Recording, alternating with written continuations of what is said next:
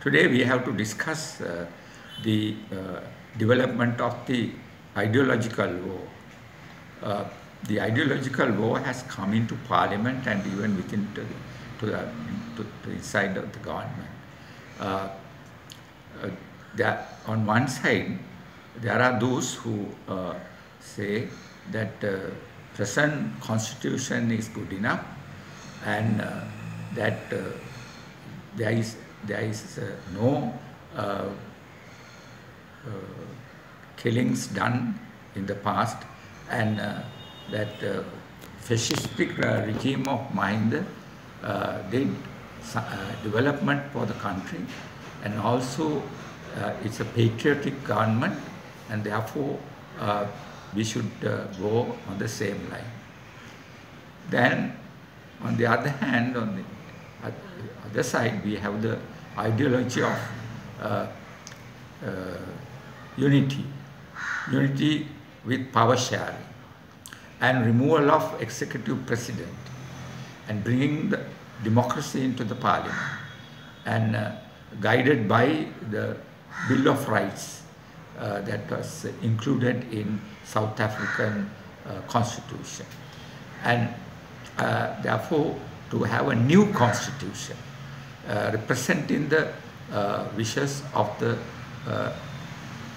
three nationalities, Sinhala, Tamil and Muslim, and other communities, and a constitution which can be respected by all.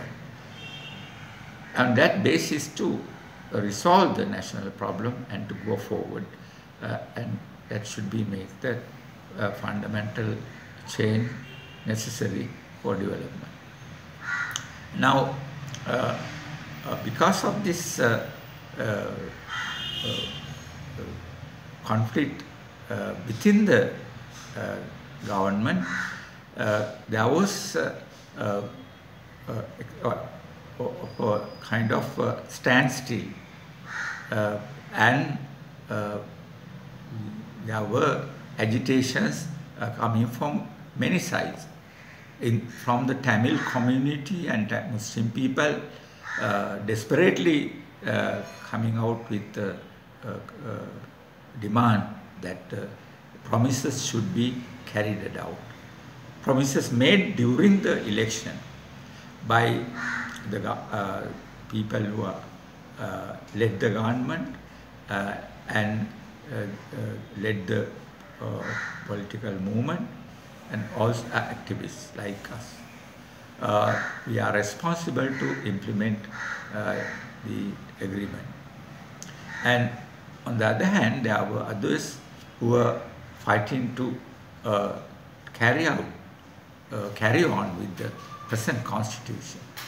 It is necessary to get a new constitution, 2/3 majority in the parliament, and then a referendum. They demand that referendum should be thrown out, and also they are trying to reduce the majority for the constitution in the parliament. And on that occasion, we organized a satyagraha to pressurize the government and to expose the people who have come into the government, agents of fascism, agents of Mahinda clan and the Mahinda people who have crept into the government and destroying the path of democracy. And to our call, we together with others in the democracy movement, which is called 62 movement, to represent the 62 lakhs or 6.2 million who voted for democracy in the last elections. And to represent them, we have this 62 movement. And Namasama Samaja Party is also a member of that. We are fighting together still for democracy. And we called a meeting last August 15th, to Colombo municipality area.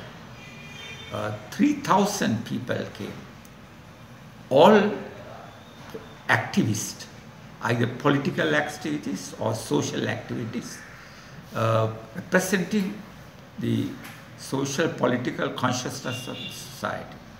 Tamil, Sinhala, Muslim, everybody came. Females represented a substantial section of these 3,000 people. So it was a conscious coming together, a council or gathering which pressed to throw out the fascistic agents in the government, particularly the Minister of Justice, who was an obstacle to all democratic steps and was making various deals with the opposition. Government has to see to that, and he was thrown out after our question. And that is a victory. And you know, we are going forward with that, and we are trying to press the government to implement many things they have promised, including the search for disappearances during the war, and also to two-thirds majority in the parliament, and the referendum, and pass the constitution and implement it. Now, from their side, they are trying to attack Rajit, one of the important characters on the side of democracy, and they are trying to bring in a no confidence motion.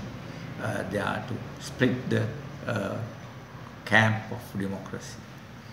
These are the struggles going on, and strikes after strikes are organized by the fascistic clan in many areas. They are supported by the doctors' organization, GMOA. They are with them, and they come out with this bogus CITEM issue, claiming that it is an obstacle to free education, when free education is being properly organized and taken forward, while allowing private schools to function. That has been so in the past. Only the medical section which for medical students, that these people are obstructing. How can that be a way out for free education? So we are fighting together with the democratic elements in all these issues, and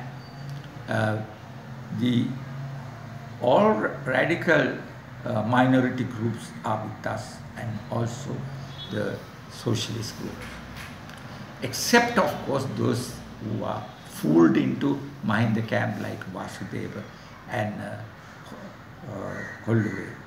All others are now willing to participate with the 62 movement. In fact, on that day, the leaders of these parties also participated with us.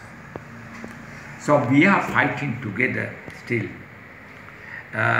They say, some say, yes, they might come, the liberal bourgeoisie of Ranil Wickremesinghe. Will he continue? Can he continue? That is, we must be sent for the coming period, for the in the coming period, the struggles develop. Obviously, permanent revolution teaches us that people like Kerensky cannot carry out the democratic revolution, and they became faulty. But on the other hand, we find that with certain pressures internationally, particularly the human rights investigations and campaigns internationally done by certainly the left and socialist sections, workers of the world over and in the important powerful countries. The power of the working class has allowed some kind of democratic changes in certain countries. South Africa is one example. How did they achieve some kind of democratic state?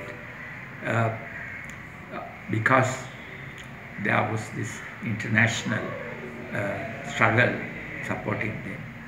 Here again, in Sri Lanka, the international working class is intervening in many ways. As human rights people who are defending human rights internationally, they come and press, and the pressure is there outside also to not to help us by the European workers if the democratic tasks are not carried out, if the rights of the minorities are not given. Those are very valuable. With that, the working class leaders can go forward and push and crush the resistance and carry out the change of constitution. We cannot predict 100% whether we can retain Ranil Wickremesinghe